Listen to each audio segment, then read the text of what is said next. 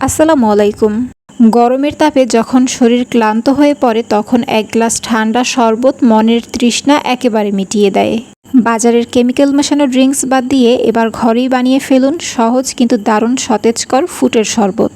মূলত সব রেসিপি দেখা গেছে যে আমি আর মামুনি দুজনে মিলেই বানাই, তো আজকের এই শরবতটাও আমরা দুজনে মিলেই বানাবো। এখানে একটা পাকা ফুট নিয়েছি যেটাকে মামুনি এক পাশ থেকে কেটে নিচ্ছে। মাঝখান থেকে কেটে দুইটা ভাগ করে নেবে। এখন আমি এর মধ্যের আতি আর যত বিচি আছে সব একটা চামচ দিয়ে ছাড়িয়ে পরিষ্কার করে নিচ্ছি।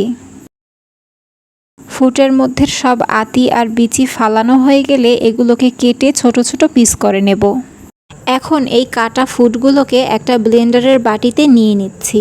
এরপরে এতে 2.5 চামচ চিনি আর অল্প একটু লবণ দিয়ে দিচ্ছি। আপনারা মিষ্টি কতটুকু পছন্দ করেন সেই অনুযায়ী চিনি দিয়ে নেবেন। সবশেষে এর মধ্যে ফ্রিজের রাখা ঠান্ডা পানি দিয়ে ব্লেন্ড করে নেব।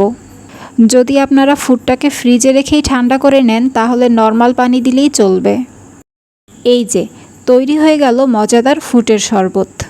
মাত্র কয়েকটা উপকরণেই তৈরি হবে এই শরবতটি, যা স্বাদে যেমন মিষ্টি তেমনি স্বাস্থ্যকর। গরমের দিনে এক গ্লাস ফুটের শরবত আপনার ক্লান্তি দূর করে দেবে মুহূর্তেই।